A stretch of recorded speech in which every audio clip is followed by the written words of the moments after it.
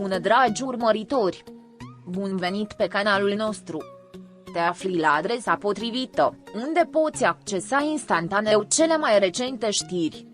Când Halil Ibrahim s-a așezat în fața intervievatorului, nimeni nu și-a imaginat că această conversație aparent obișnuită va deveni epicentrul unui tremur emoțional care va răsuna în întreaga lume a divertismentului.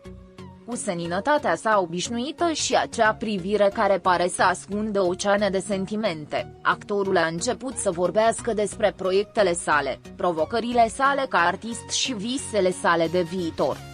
Dar o singură menționare a numelui lui Slatirkoglu a fost suficientă pentru ca atmosfera să se schimbe.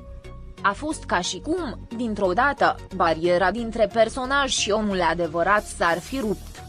Ceea ce s-a întâmplat în continuare a fost la fel de neașteptat pe cât de emoționant.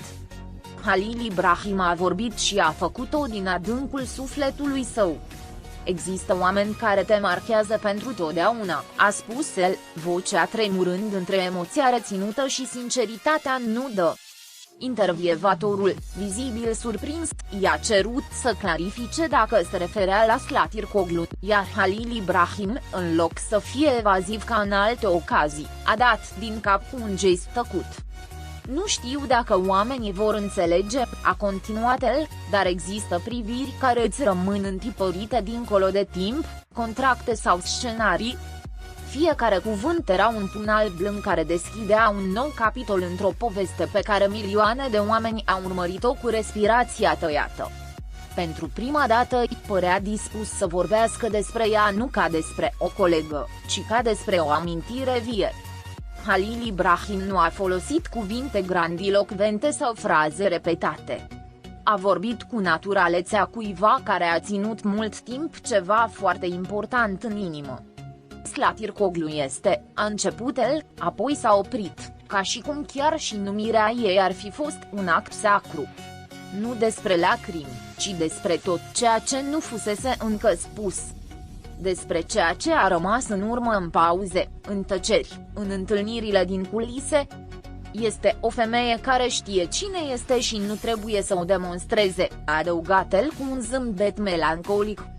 Intervievatorul a încercat să orienteze conversația către alte subiecte, dar a fost imposibil. Halil Ibrahim deschisese o ușă care nu mai putea fi închisă. Omnia a învățat lucruri pe care nu le poți învăța din niciun scenariu, a spus el. Este ceva în felul în care arată care te face să pui la îndoială totul. Interviul, care trebuia să dureze o jumătate de oră, a continuat mult mai mult. Pentru că actorul nu vorbea doar despre Slatirkoglu, vorbea despre o epocă, o energie comună, ceva ce nu poate fi numit, dar poate fi simțit. Fanii, auzind aceste declarații, au explodat pe rețelele de socializare. Clipurile editate, momentele importante și scenele vechi cu cei doi împreună au început să circule mai puternic ca niciodată. Am știut dintotdeauna, mulți au scris.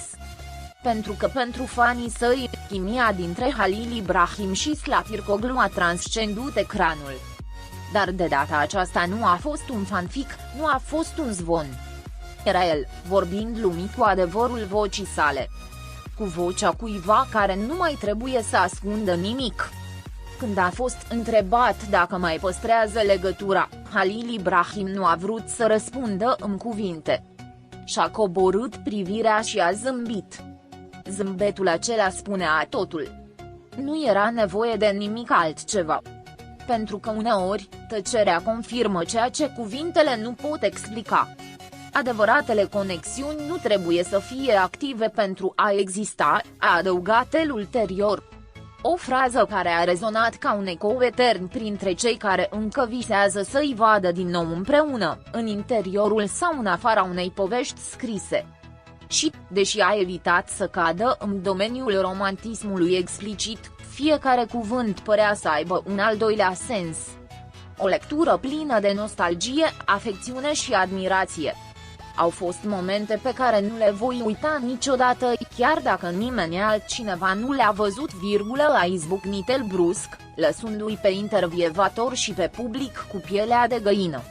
Era imposibil să nu-mi imaginez în spatele acelor cuvinte, scene în afara camerei, conversații la amurg, priviri între duble. Ceea ce a fost odată încă vibrează. Halil Ibrahim a vorbit și despre impactul despărțirii profesionale, fără a intra în detalii specifice. Când cineva ca el te părăsește, simți că și tu te părăsește ceva, a mărturisit el. Nu a fost ușor să te adaptezi. Și exista umanitate pură. Nu actorul, nu idolul, ci omul. Omul căruia îi este dor. Omul care își amintește. Omul care simte. De când Slatircoglu a părăsit proiectul pe care îl împărtășeau, speculațiile despre adevăratul motiv au fost constante. Dar Halil Ibrahim, întotdeauna respectuos, a evitat orice cuvinte care ar putea fi interpretate ca reproș. Uneori, deciziile sunt luate pe căi pe care nu toată lumea le înțelege, a spus el. Știu doar că ceea ce am trăit a fost real. Ultima propoziție a plutit în aer. Ca o mărturisire nesolicitată, dar inevitabilă. Interviul s-a încheiat cu o ultimă întrebare, aproape șoptită. Dacă ai avea șansa să-i spui ceva acum, ce i-ai spune? Halil Ibrahim a rămas tăcut câteva secunde lungi, a respirat adânc și a răspuns calm. Sper că este bine. Și că nu uită niciodată ce a fost adevărat pentru amândoi. Nu au existat lacrimi. Dar întregul studio știa că tocmai fusese martor la un moment de adevăr absolut.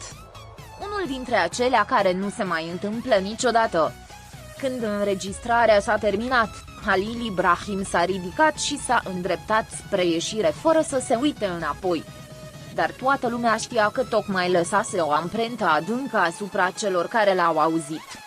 Ceea ce s-a întâmplat în acel interviu nu a fost doar o declarație. A fost o eliberare. Un cadou pentru cei care i-au urmărit povestea, pe ecran și în viață.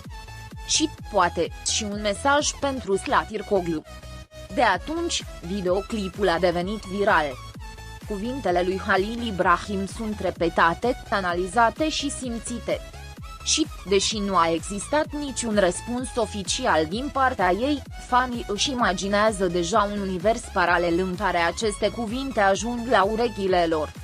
Poate că, într-un colț, și a zâmbește la amintire.